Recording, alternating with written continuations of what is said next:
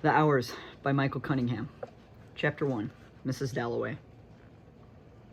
There are still the flowers to buy. Clarissa feigns exasperation, though she loves doing errands like this. Leaves Sally cleaning the bathroom and runs out, promising to be back in half an hour. It is New York City. It is the end of the 20th century. The vestibule door opens onto a June morning so fine and scrubbed, Clarissa pauses at the threshold as she would at the edge of a pool, watching the turquoise water lapping at the tiles, the liquid nets of sun wavering in the blue depths.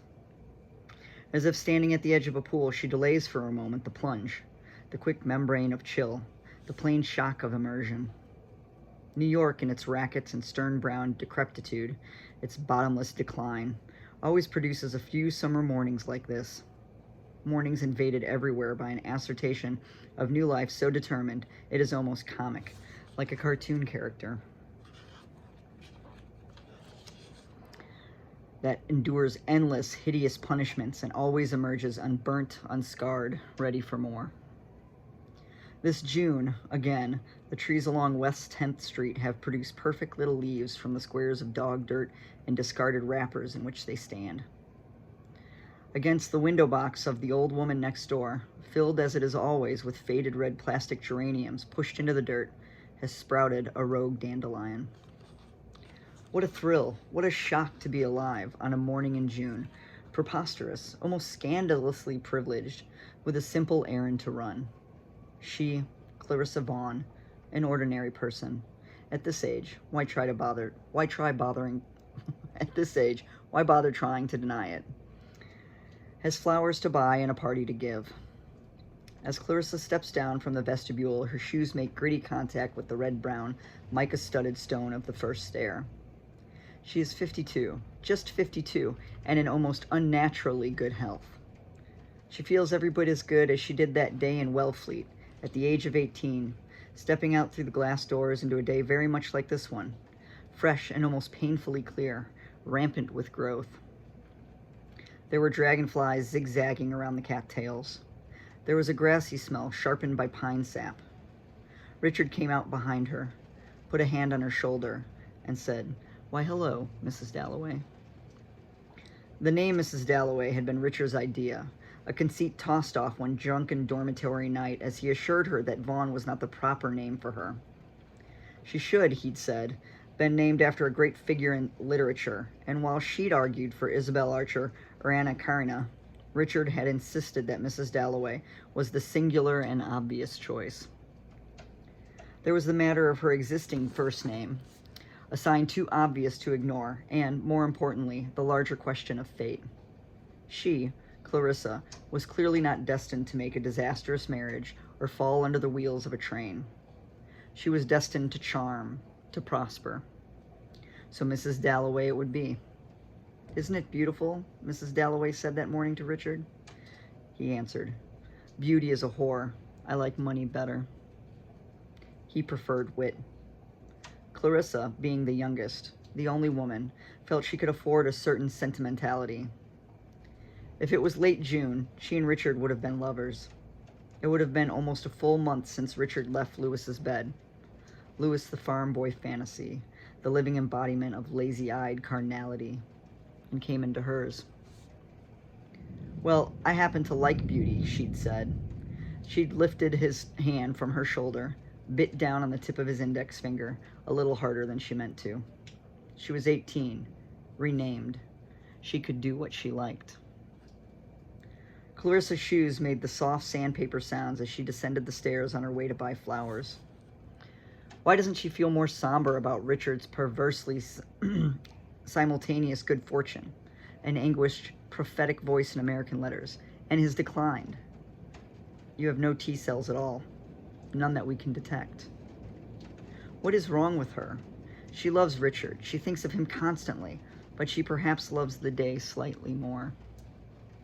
She loves West 10th Street on an ordinary summer morning. She feels like a sluttish widow, freshly paradoxide under her black veil, with her eye on the eligible men at her husband's wake. Of the three of them, Lewis, Richard, and Clarissa, Clarissa has always been the most hard-hearted. and the one more prone to romance. She's endured teasing on the subject for more than 30 years. She decided long ago to give in and enjoy her own voluptuous, undisciplined responses, which, as Richard put it, tend to be as unkind and adoring as those of a particularly irritating, precocious child. She knows that a poet like Richard would move sternly through the same morning, editing it, dismissing incidental ugliness along with incidental beauty, seeking the economic and historical truth behind these old brick townhouses, the austere stone complications of the Episcopal Church, and the thin, middle-aged man walking his Jack Russell Terrier. They are suddenly ubiquitous along Fifth Avenue, these feisty, bow-legged little dogs. While she, Clarissa, simply enjoys without reason the houses, the church, the man, and the dog. It's childish, she knows. It lacks edge. If she were to express it publicly now, at her age, this love of hers would consign her to the realm of the duped and the simple-minded, Christians with acoustic guitars or wives who've agreed to be harmless in exchange for their keep.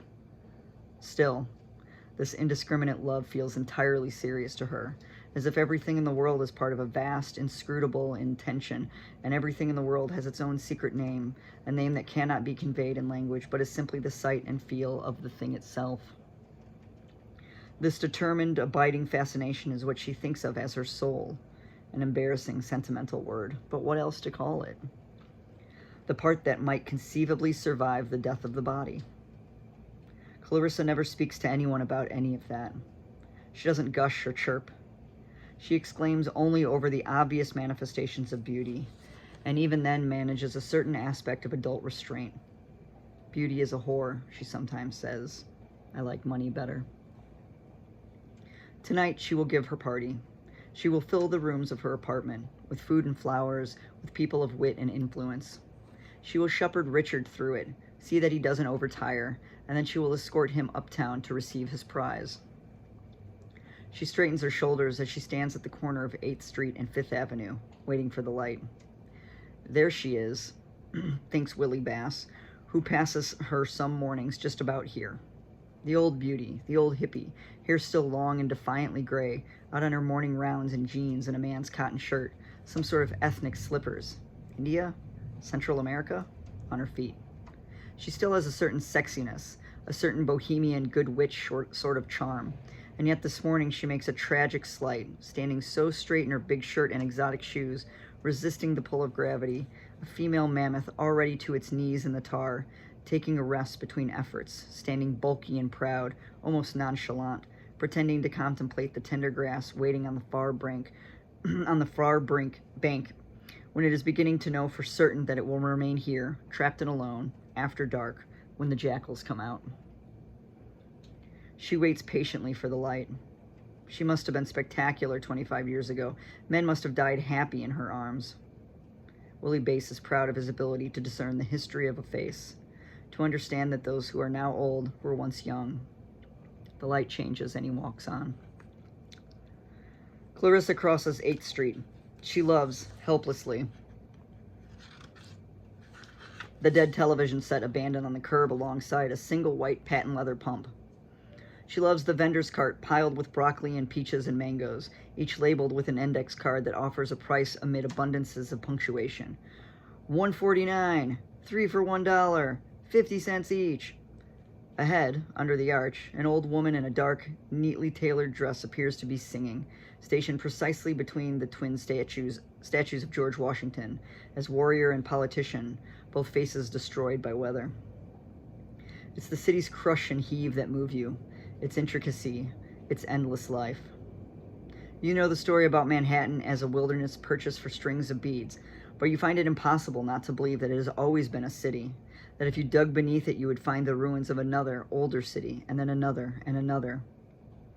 Under the cement and grass of the park, she has crossed into the park now, where the old woman throws her head back and sings, lay the bones of those buried in the potter's field that was simply paved over 100 years ago to make Washington Square.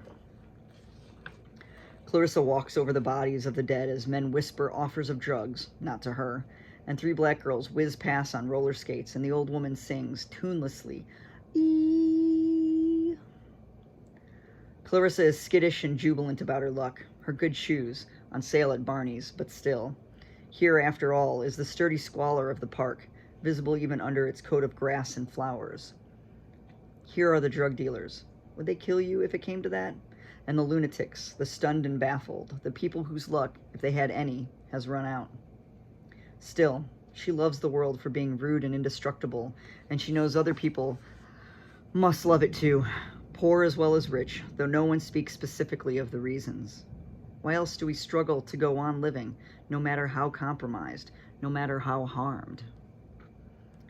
Even if we're further gone than Richard, even if we're fleshless, blazing with lesions, shitting in the streets, still, we want desperately to live.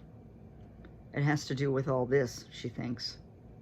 Wheels buzzing on concrete, the roil and shock of it, sheets of bright spray blowing from the fountain as young shirtless men toss a frisbee, and vendors from Peru, from Guatemala, send pungent, meaty smoke up from their quilted silver carts.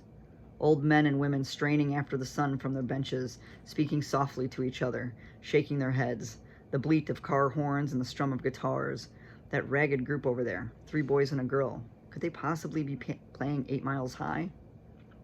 Leaves shimmering on a tree, a spotted dog chasing pigeons, and a passing radio playing Always Love You, as the woman in the dark dress stands under the arch singing, "Ee."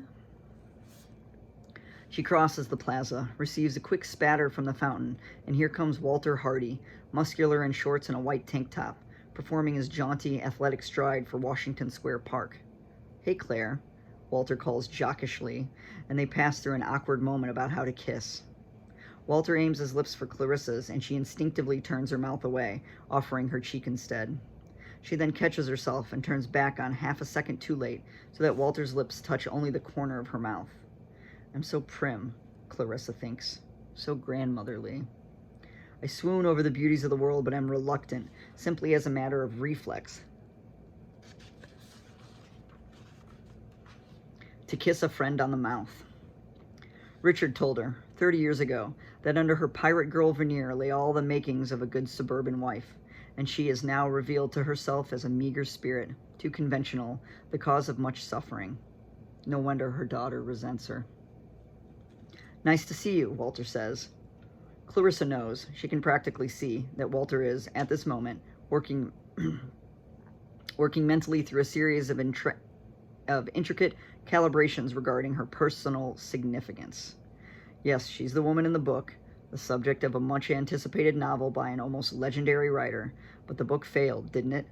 It was curtly reviewed. It slipped silently beneath the waves. She is, Walter decides, like a deposed aristocrat, interesting without being particularly important. She sees him arrive at his decision. She smiles. What are you doing in New York on a Saturday, she asks. Evan and I are staying in town this weekend, he says. He's feeling so much better on this new cocktail. He says he wants to go dancing tonight. Isn't that a little much? I'll keep an eye on him. I won't let him overdo it. He just wants to be out in the world again. Do you think he'd feel up to coming to our place this evening? We're having a little party for Richard, in honor of the Carruthers Prize. Oh, great.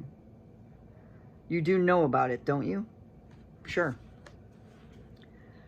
It's not some annual thing. They have no quota to fill like the Nobel and those others. They simply award it when they become aware of someone whose career seems undeniably significant. That's great. Yes, she says. She adds after a moment. The last recipient was Ashbury.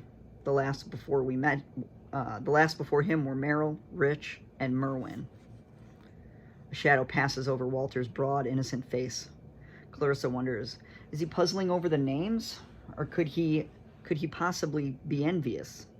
Does he imagine that he himself might be a contender for an honor like that? I'm sorry I didn't tell you about the party sooner, she says. It just never occurred to me you'd be around. You and Evan are never in town on the weekends. Walter says of course he'll come, and he'll bring Evan if Evan feels up to it, though Evan, of course, may choose to husband his energies for dancing. Richard will be furious to hear that Walter has been invited, and Sally will certainly side with him. Clarissa understands. Little in the world is less mysterious than the disdain people often feel for Walter Hardy, who's elected to turn 46 in baseball caps and Nikes, who makes an obscene amount of money writing romance novels about love and loss among perfectly muscled young men, who can stay out all night dancing to house music, blissful and inexhaustible as a German shepherd retrieving a stick. You see men like Walter all over Chelsea and the village, men who insist, at 30 or 40 or older, that they have always been chipper, confident, powerful of body, and that they've never been strange children, never taunted or despised. Richard argues that eternally youthful gay men do more harm to the cause than do men who seduce little boys. And yes, it's true that Walter brings no shadow of adult irony or cynicism, nothing remotely profound, to his interest in fame and fashions, the latest restaurant. Yet it is just this greedy innocence Clarissa appreciates. Don't we love children in part because they live outside of the cynicism and irony? Is it so terrible for a man to want youth, more pleasure? Besides, Walter is not corrupt, not exactly corrupt. He writes the best books he can, books full of romance and sacrifice, courage in the face of adversity, and surely they must offer real comfort to any number of people. His name appears constantly on invitations to fundraisers and on letters of protests. He writes embarrassingly lavish blurbs for younger writers. He takes good, faithful care of Evan. These days, Clarissa believes, you measure people first by their kindness and their capacity for devotion. You get tired sometimes of wit and intellect, everybody's little display of genius. She refuses to stop enjoying Walter Hardy's shameless shallowness, even if it drives Sally to distraction and hasn't actually inspired Richard to wonder out loud if she, Clarissa, isn't more than a little vain and foolish herself. Good, Clarissa says. You know where we live, right? 5 o'clock. 5 o'clock. It needs to be early. The ceremony's at 8. We're having the party before instead of after. Richard can't manage late nights. Right. 5 o'clock. See you then. Walter squeezes Clarissa's hand and walks on with a swaggering two-step, a demonstration of hefty vitality. It's a cruel joke of a sort, inviting Walter to Richard's party, but Walter, after all, is alive, just as Clarissa is, on a morning in June, and he'll feel horribly snubbed if he finds out, and he seems to find everything out, later, that Clarissa spoke to him the day of the party and deliberately failed to mention it. Walter worries the leaves, showing the brighter, grayer green of their undersides, and Clarissa wishes, suddenly and with surprising urgency, that Richard were here beside her, right now. Not Richard as he's become, but the Richard of 10 years ago. Richard the fearless, ceaseless talker. Richard the gadfly. She wants the argument she and that Richard would have had about Walter, before Richard's decline. Clarissa always fought with him. Richard actually worried over questions of good and evil, and he never, not in 20 years, fully abandoned the notion that Clarissa's decision to live with Sally represents, if not some workaday manifestation of deep corruption, at least a weakness on her part that indicts, though Richard would never admit this, women in general, since he seems to have decided early on that Clarissa stands not only for herself, but for the gifts and frailties of her entire sex. Richard has always been Clarissa's most rigorous, infuriating companion, her best friend, and if Richard were still himself, untouched by illness, they could be together right now, arguing about Walter Hardy and the quest for eternal youth, about how gay men have taken to imitating the boys who tortured them in high school. The old Richard would be capable of talking for half an hour or more about the various possible interpretations of the inept copy of Botticelli's Venus being drawn by a young black man with chalk on the concrete, and if that Richard had noticed the wind-blown plastic bag that billowed against the white sky, rippling like a jellyfish, he'd have carried on about chemicals and endless profits, the hand that takes. He'd have wanted to talk about how the bag, say it had contained potato chips and overripe bananas, say it had been thoughtlessly discarded by a harassed, indignant mother as she left a store amid her gaggle of quarreling children, will blow into the Hudson and float all the way to the ocean, where eventually a sea turtle, a creature that could live 100 years, will mistake it for a jellyfish, eat the bag, and die. It wouldn't have been impossible for Richard to seg somehow from that subject directly to Sally, to inquire after her health and happiness with pointed formality. He had a habit of asking about Sally after one of his tirades, as if Sally were some sort of utterly banal safe haven, as if Sally herself, Sally the stoic, the tortured, the subtly wise, were harmless and insipid in the way of a house on a quiet street or a good, solid, reliable car. Richard will neither admit to nor recover from his dislike of her. Never will he ever discard his private conviction that Clarissa has, at heart, become a society wife, and never mind the fact she and Sally do not attempt to disguise their love for anyone's sake, or that Sally is a devoted, intelligent woman, a producer of public television, for heaven's sake. How much more hard-working and socially responsible, how much more dramatically underpaid does she need to be? Never mind the good, flagrantly unprofitable books Clarissa insists on publishing alongside the pulpier items that pay her way. Never mind her politics, all her work with PWAs. Clarissa crosses Hudson Street and thinks she might pick up a little something for Evan to acknowledge his tentatively returning health. Not flowers. If flowers are subtly wrong for the deceased, they're disastrous for the ill. But what? The shops of Soho are full of party dresses and jewelry and bright-a-mire, nothing to take to an imperious, clever young man who might, or might not, with the help of a battery of drugs, outlive his normal span. What does anyone want? Clarissa passes a shop and thinks of buying a dress for Julia. She looks stunning in that little black one with the Anne Magnani straps. But Julia doesn't wear dresses. She insists on spending her youth, the brief period in which one can wear anything at all, stomping around in men's undershirts and leather lace-ups the size of cinder blocks. Why does her daughter tell her so little? What happened to the ring Clarissa gave her for her 18th birthday? Here's that good little bookstore on Spring Street. Maybe Evan would like a book. Displayed in the window is one, only one, of Clarissa's, the English one. Criminal, how she'd had to battle for a printing of 10,000 copies, and, worse, how it looks as if they'd be lucky to sell 5. Alongside the South African family saga, she lost to a bigger house, which will clearly fail to earn out, because for mysterious reasons, it is respected, but not loved. There is the new biography of Robert Mapplethorpe, the poems of Louise Glick, but nothing seems right. They are all, at once, too general and too specific. You want to give him the book of his own life, the book that will locate him, parent him, arm him for changes. You can't show up with celebrity gossip, can you? You can't bring the story of an embittered English novelist or the fates of 7 sisters in Chile, however beautifully written, and Evan is about as likely to read poetry as he is to take up painting on china plates. There is no comfort, it seems, in the world of objects, and Clarissa fears that art, even the greatest of it, even Richard's 3 volumes of poetry and his single unreadable novel, belongs stubbornly to the world of objects. Standing in front of the bookstore window, she is visited by an old memory, a tree branch tapping against a window as, from somewhere else, downstairs, faint music, the low moan of a jazz band, started up on a phonograph. It is not her first memory. That seems to involve a snail crawling over the lip of a curb. Or even her second, her mother's straw sandals, or maybe the two are reversed. But this memory more than any other feels urgent and deeply, almost supernaturally comforting. Clarissa would have been in a house in Wisconsin, probably, one of the many her parents rented during the summers, rarely the same one twice. Each proved to have some defect for her mother to stitch into her ongoing narrative, the Vaughn family Trail of Tears tour of the Wisconsin dells. Clarissa would have been 3 or 4, in a house to which she would never return, about which she retains no recollection except this, utterly distinct, clearer than some things that happened yesterday, a branch tapping at a window as the sound of a horn begins, as if the tree, being unsettled by wind, had somehow caused the music. It seems that at that moment she began to inhabit the world, to understand the promises implied by an order larger than human happiness, though it contained human happiness along with every other emotion. The branches and the music matter more to her than do all the books in the store window.